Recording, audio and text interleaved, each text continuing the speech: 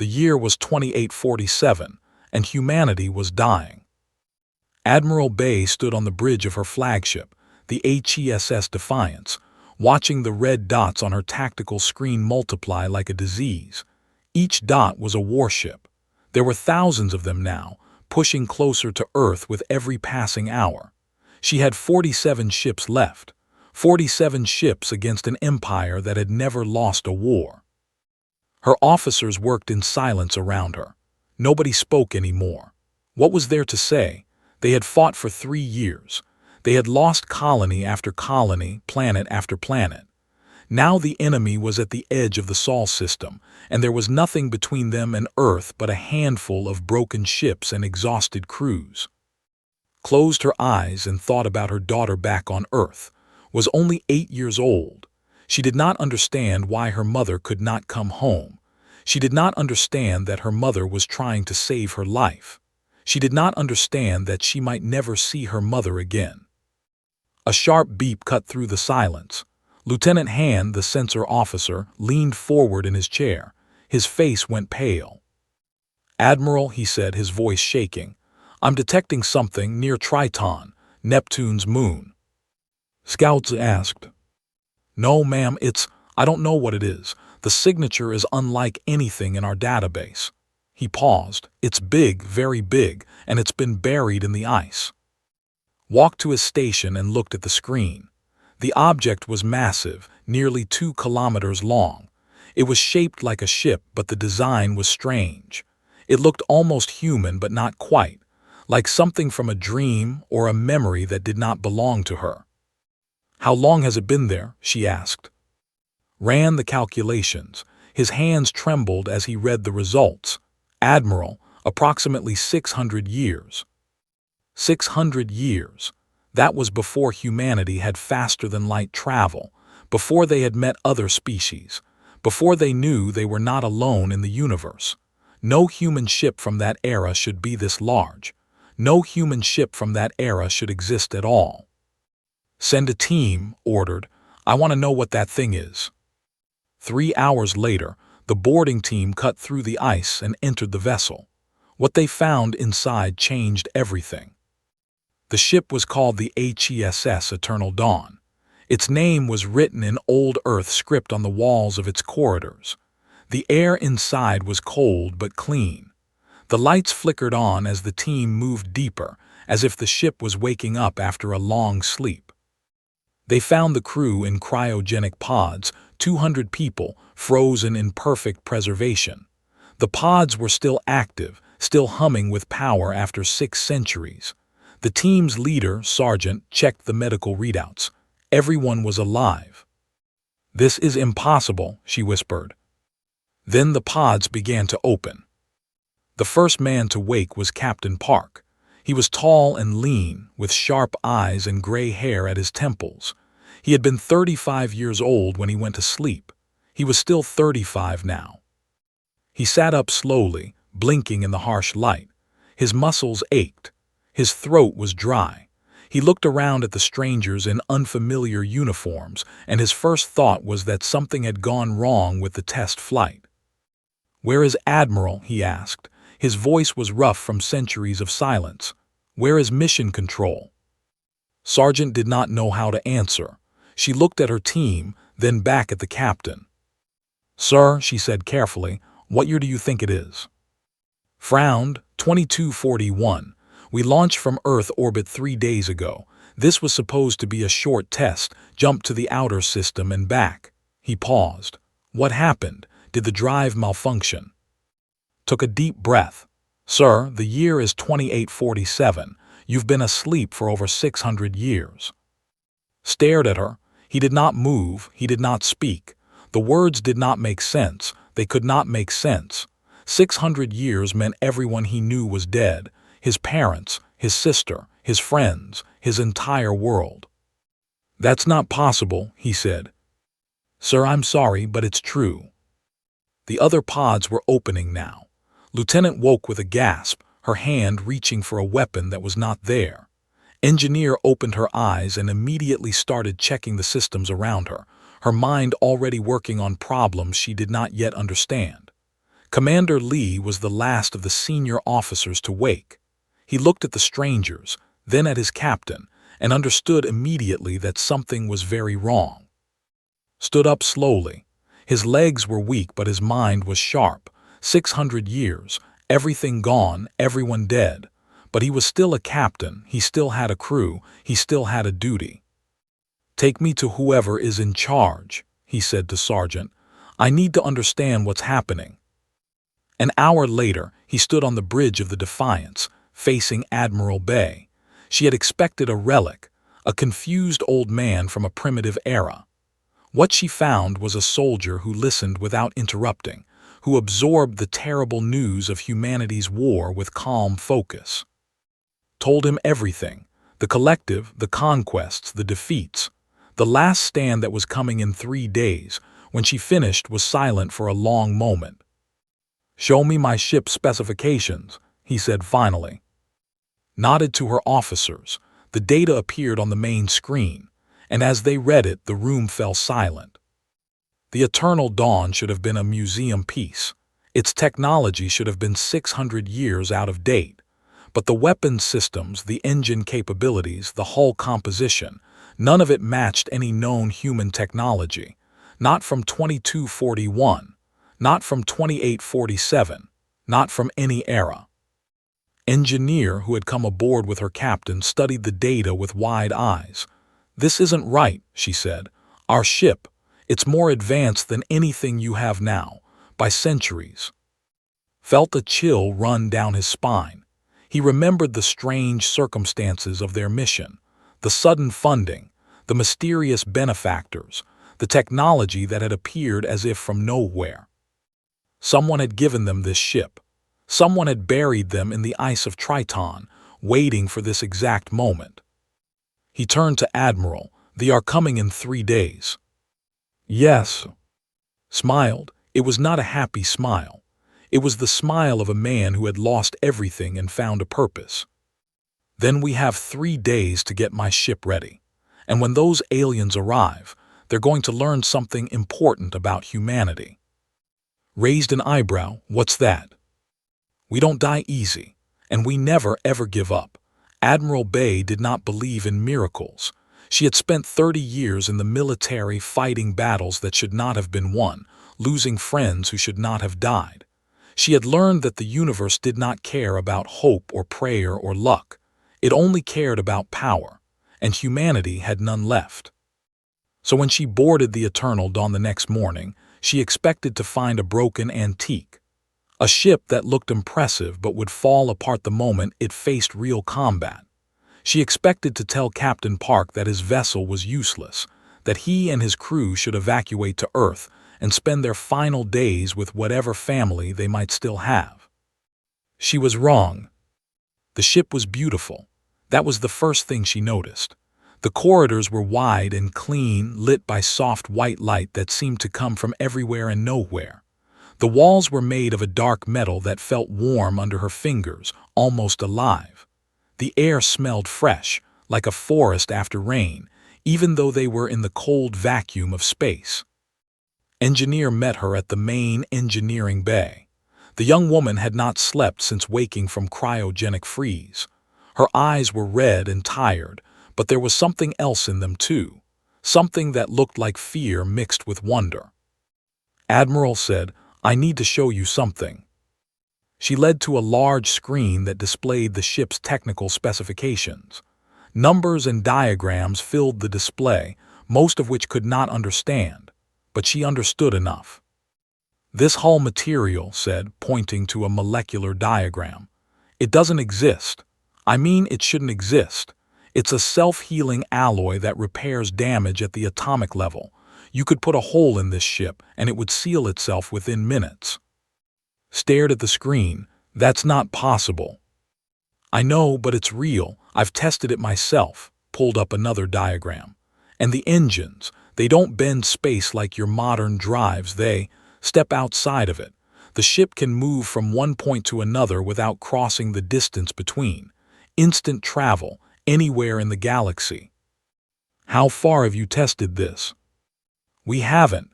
Not since we launched in 2241. But according to the ship's records, there's no theoretical limit. His voice dropped to a whisper. Admiral, this ship could reach another galaxy in seconds if we wanted. Felt her heart beating faster. This was impossible. This was a dream. Ships like this did not exist. They could not exist. Show me the weapons, she said. They walked to the tactical center, where Lieutenant was running diagnostics. Was a small woman with sharp features and cold eyes. She had been the Eternal Dawn's weapons officer in 2241, and she had spent the last 12 hours learning what her weapons could actually do. Admiral said without looking up from her console, I need you to understand something. In my time, we thought this ship was advanced. We thought it was a breakthrough. We had no idea. She turned to face. The weapons on this ship don't fire projectiles or energy beams. They fire what the database calls reality fractures. I don't fully understand the physics, but essentially, they tear holes in spacetime itself. What does that mean in practical terms? Pulled up a simulation. It showed a single shot from the Eternal Dawn hitting an enemy vessel. The ship did not explode. It did not break apart. It simply vanished as if it had never existed. One shot, said. One shot can erase a ship from existence, and we have enough power for thousands of shots. Sat down slowly. Her legs felt weak. For 3 years she had watched humanity lose. She had watched her friends die. She had prepared herself for the end. And now this woman was telling her that they had a weapon that could win the war in a single battle. Why? Asked. Why does this ship exist? Who built it? Who gave you this technology? We don't know, said Captain Park, entering the room. Commander Lee followed close behind. When I was selected for this mission, I was told that a private research group had made a breakthrough. I never questioned it. I was young and ambitious and stupid. He stood beside and looked at the weapons display. His face was calm, but his eyes were troubled. For 600 years we've been asleep. Someone put us here. Someone wanted us to be found at exactly this moment. The question is, why? Spoke up, his voice was quiet but steady. I found something in the captain's personal database, a sealed file that I was never supposed to access. It contained one message. He paused. When humanity faces extinction, you will know what to do. The room was silent. Looked at each of them, these people from another age, these ghosts who had woken to find their world gone. They should have been broken. They should have been lost. Instead, they were standing ready to fight. The fleet will arrive in 2 days, said. 5,000 ships, their most powerful weapons, their best commanders, they're coming to finish us. Nodded, then we have 2 days to prepare. Prepare for what? You have one ship. One ship is all we need. His voice was firm.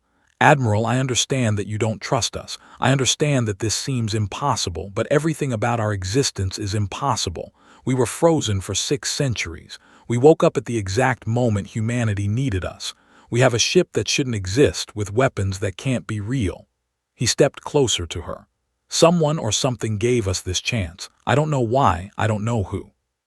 But I know one thing, I'm not going to waste it. Studied his face. She saw determination there. She saw grief. She saw a man who had lost everything and chosen to fight anyway. What do you need from me? She asked. Keep your fleet back, protect the civilians, evacuate anyone who wants to leave. Looked at his officers. We'll handle the... You're going to fight 5,000 ships alone. No, Admiral, smiled, and for a moment he looked almost peaceful. We're going to end this war, alone. Wanted to argue. She wanted to tell him that he was crazy, that one ship, no matter how powerful, could not defeat an entire armada. But she looked at the weapon specifications again. She looked at the engine capabilities. She looked at this impossible ship that had appeared from nowhere at humanity's darkest hour. Very well, Captain, she said. The fleet is yours to command. What are your orders? Turned to his crew. Get some rest. Tomorrow we run final diagnostics. The day after that we go to war. As left the ship, she paused at the airlock and looked back. The Eternal Dawn hung in space like a sleeping giant, its dark hull drinking in the starlight. For the first time in 3 years, Admiral Bay felt something she had almost forgotten. Hoping. The Vanguard arrived at dawn. 500 warships dropped out of faster-than-light travel at the edge of the Sol system. They were beautiful in their own terrible way, massive vessels of black and gold, covered in weapons that had burned 100 worlds to ash. At their head was the flagship of Fleet Commander, a veteran who had conquered more planets than most humans would visit in their lifetime. Stood on his bridge, watching the human fleet on his tactical display, 47 ships, pathetic. He had destroyed larger forces with his eyes closed. This would be over in hours. But then his sensor officer made a strange sound, a sound that had never heard before: fear. "Commander," the officer said, "there's another ship. It just appeared, in the center of our formation." Turned to the main screen. There it was, a single vessel, dark and sleek, hovering motionless among his fleet. It was impossibly close. No ship should have been able to get that near without being detected. No ship should have been able to survive jumping into the middle of an enemy formation. "What is that?" demanded. Before anyone could answer, the strange ship fired. Lieutenant had spent 2 days preparing for this moment. She had studied every weapon system, every targeting protocol, every tactical option. She had run simulations until her eyes burned. She knew exactly what the Eternal Dawn could do. But knowing and seeing were different things. She pressed the firing control.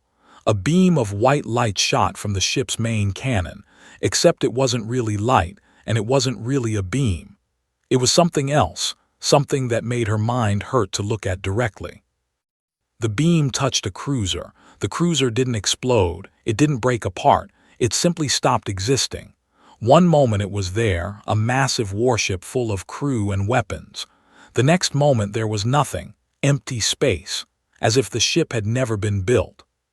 Fired again and again and again.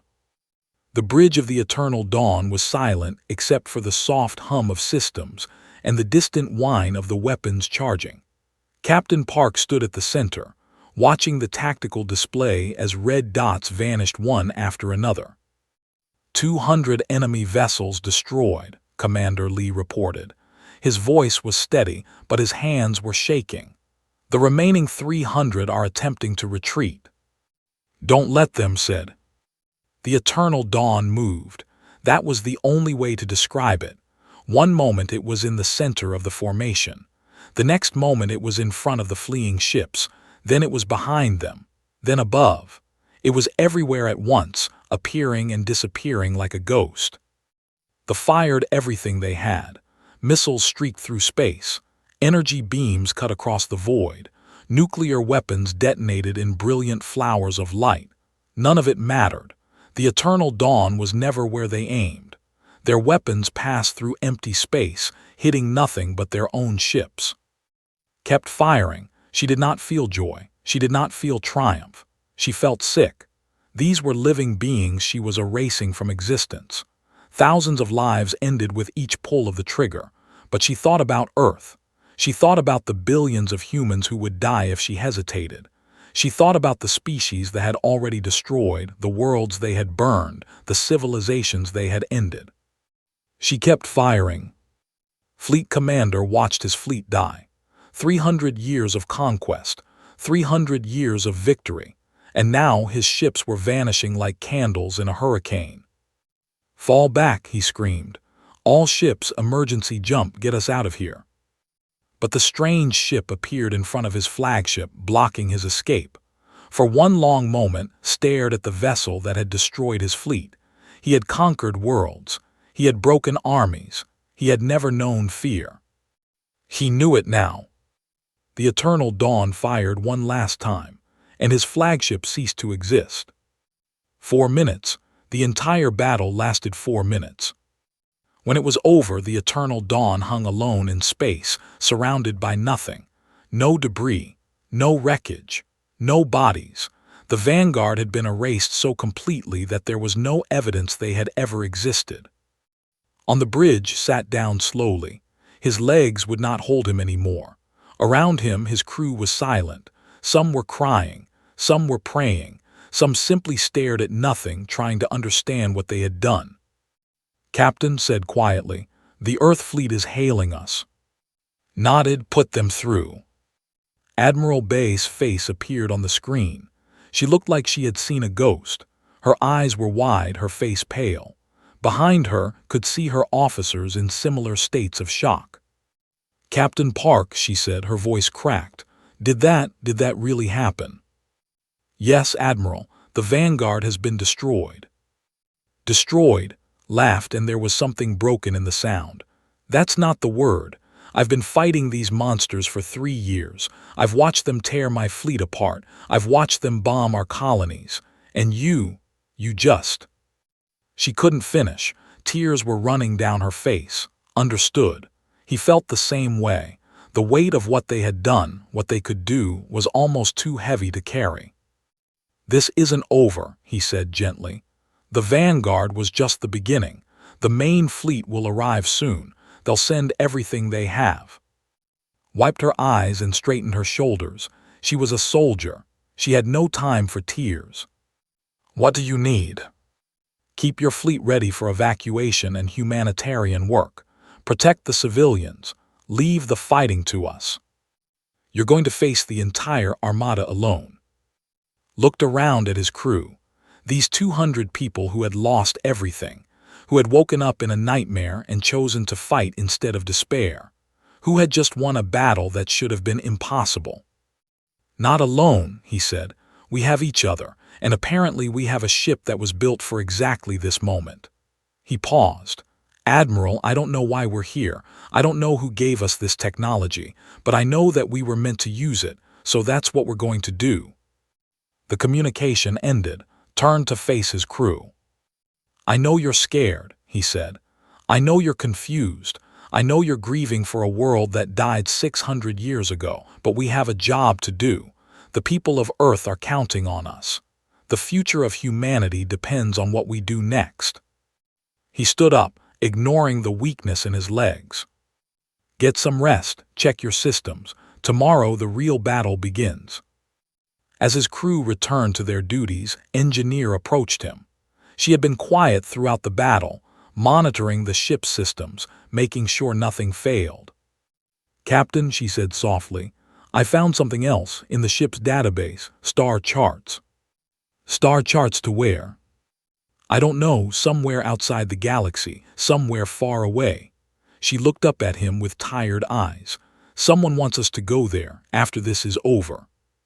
Considered this a mystery for another time. First, they had to survive.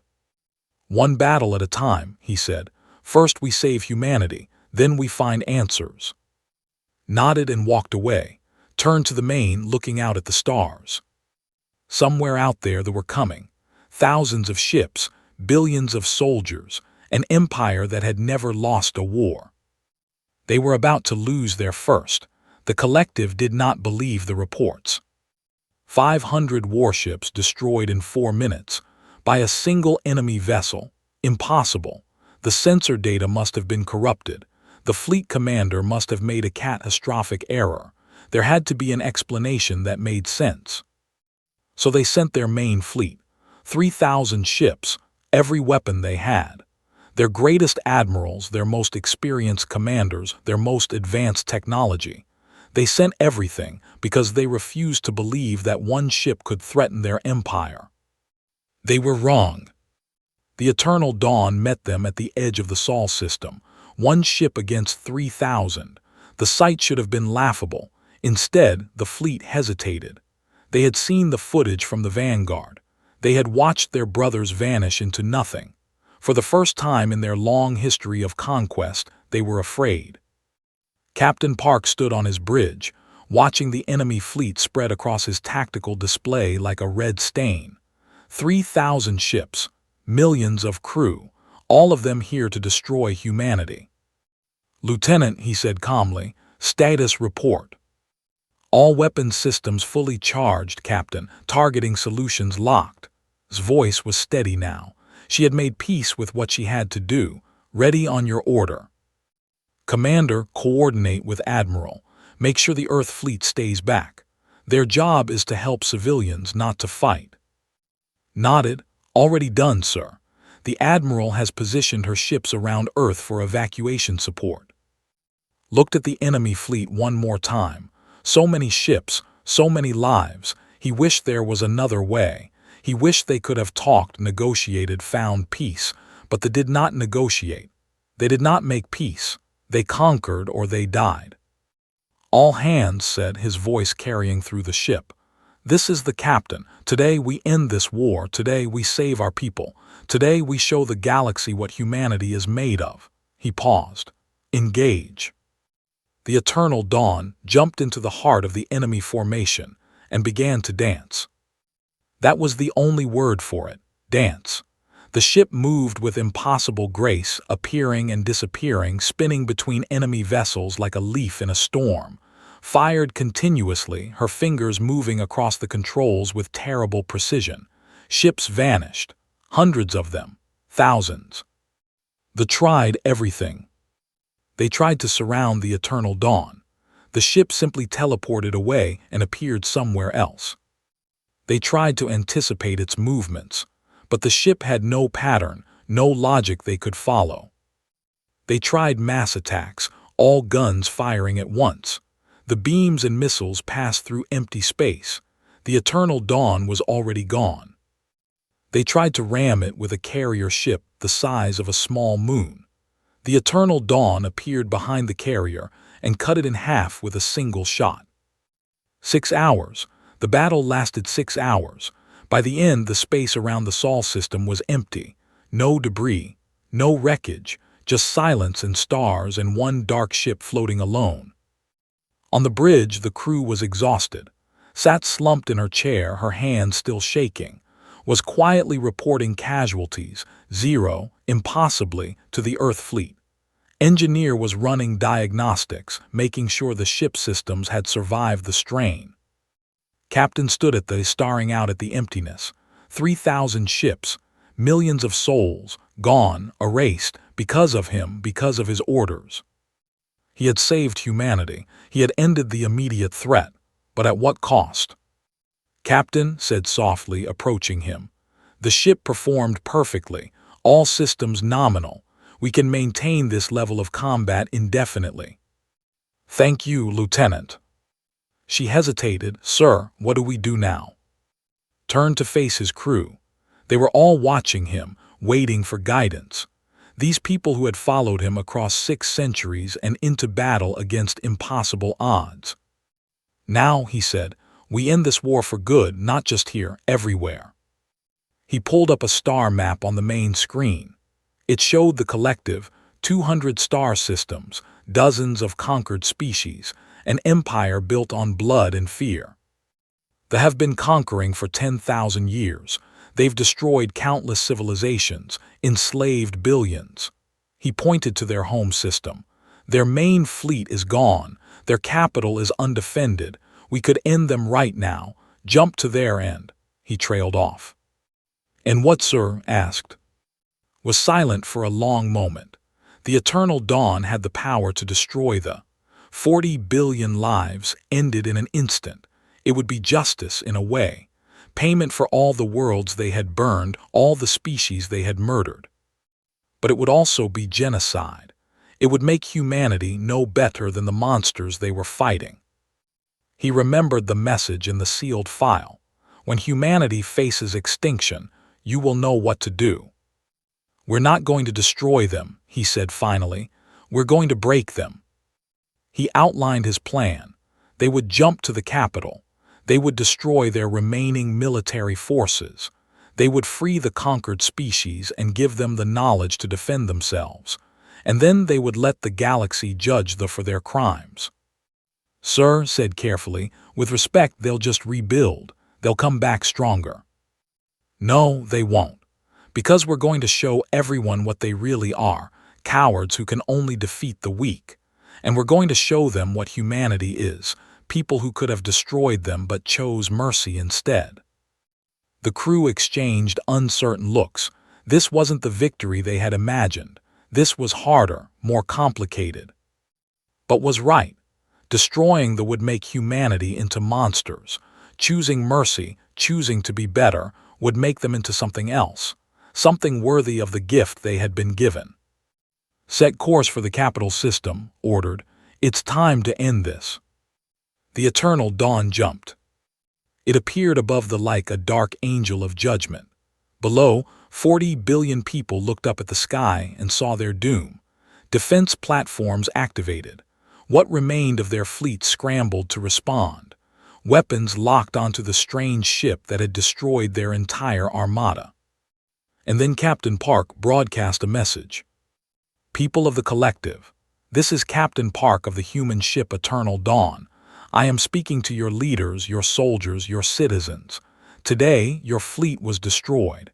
Your military is broken. You have no defense against us." He paused, letting the words sink in. "I could destroy your world right now. 40 billion lives ended in an instant. It would be justice for the crimes you have committed against the galaxy. It would be fair." On the planet below, people were screaming, running, praying to gods who could not help them. But humanity is not about justice or fairness. We're about hope, about second chances, about being better than our worst impulses. The High Council watched the broadcast in their bunker, trembling. They had conquered 1,000 worlds. They had never faced an enemy like this, an enemy who could destroy them completely and chose not to. "So here is my offer. Surrender unconditionally. Release all conquered species. Disarm your military. Submit to galactic judgment for your crimes. Do this and you will live. Refuse and I will free every species you have ever enslaved. Arm them with the knowledge to defend themselves and let them decide your fate." Silence, on the planet, on the ships, across the entire system. "You have 1 hour to decide." Ended the broadcast. Around him, his crew waited. This was the moment. This was the choice that would define humanity for generations to come. The response came in 43 minutes. Unconditional surrender. The war was over. The galaxy changed after the war. The collective surrendered everything. Their weapons, their ships, their empire. 200 star systems were freed overnight. Dozens of species who had lived in chains for generations woke up to find themselves independent. It was the largest liberation in galactic history, and it happened without a single shot being fired after the human ultimatum. A new council formed, representatives from every freed world, every surviving species, every corner of the galaxy that had suffered under rule. They gathered on a space station above Earth, looking down at the blue planet that had somehow produced the saviors of the galaxy. Admiral Bay represented humanity at the council. She had spent 3 years losing a war, and now she found herself helping to build a peace. It was strange and wonderful and terrifying all at once. The council offered humanity leadership of the new galactic order. After all, they had the power. They had the eternal dawn. They could have been emperors if they wanted. Refused. "We didn't fight to become rulers," she told the council. "We fought to survive, and now we'll help you build something better, but not as leaders, as partners, as equals." The aliens did not understand. In their experience, power meant dominion. Strength meant control. The idea of having ultimate power and choosing not to use it was foreign to them. But that was the point. That was what made humanity different. That was why someone long ago had chosen them for this gift. Captain Park watched the council proceedings from his quarters on the Eternal Dawn. He was proud of humanity. They had passed a test they didn't know they were taking. A knock at his door. Engineer entered, carrying a data tablet. "Captain, I've finished decoding the star charts." Looked up. In the chaos of the war and its aftermath, he had almost forgotten about the mysterious destination hidden in the ship's database. "Where do they lead?" Sat down across from him. She looked tired, they all looked tired, but there was excitement in her eyes. "Outside the galaxy, there's a structure orbiting a dying star in the void between galaxies. It's about 2 million light-years away." She paused. "For any other ship, that would be an impossible journey. For us, it's a few seconds." "What kind of structure?" "I don't know, the database doesn't have details, but whoever built our ship, they're there, waiting for us." Leaned back in his chair. For 6 months, he had been fighting a war. Now the war was over and the real question remained. Why them? Why had someone given humanity this impossible ship at the exact moment they needed it? What did the architects of this miracle want? "Have you told the others?" "Not yet, I wanted to talk to you first." Nodded slowly. This was a decision that would affect all 200 of his crew. The people who had followed him through time itself, who had lost everyone they loved and found a new purpose in saving humanity. They deserved a choice. He called a meeting in the main assembly hall. The entire crew gathered, officers and engineers, pilots and technicians, medical staff and maintenance workers. They stood in rows, watching their captain, waiting for orders. "You all know why we're here," began. 600 years ago, we were chosen for a mission we didn't understand. We were frozen, buried, and awakened at humanity's darkest hour. We fought a war that should have been impossible to win, and now that war is over." He paused, looking at the faces of his crew. So young, many of them. So full of life despite everything they had lost. "But our mission isn't finished. The ship's database contains star charts to a location outside the galaxy. Someone is there. The people who built this ship, who gave us this technology, who arranged everything that happened to us. They're waiting." Murmurs ran through the crowd. Lieutenant stepped forward. "Captain, are you asking us to leave, to go to this place and find whoever is there?" "I'm asking you to choose. Humanity is safe now. The galaxy is at peace. You could stay here, build new lives, find happiness. No one would blame you." He took a deep breath. "Or you could come with me and we could find out why all of this happened, why we were chosen, what purpose we were meant to serve." Commander Lee spoke up. "What would you choose, Captain?" Smiled. "I would go, not because I need answers, though I do, but because I think we were given this ship for a reason. And I think that reason extends beyond one war, beyond one galaxy, beyond anything we can imagine right now." Silence. The crew looked at each other, thinking, weighing, deciding. Then one by one they raised their hands, every single one of them, 200 people choosing to follow their captain into the unknown. Felt tears in his eyes. He wiped them away quickly. "Thank you," he said, "all of you. We leave in 3 days." Before they departed, Admiral came aboard the Eternal Dawn one last time. She found on the observation deck, staring out at the stars. "You're really going," she said. "We are."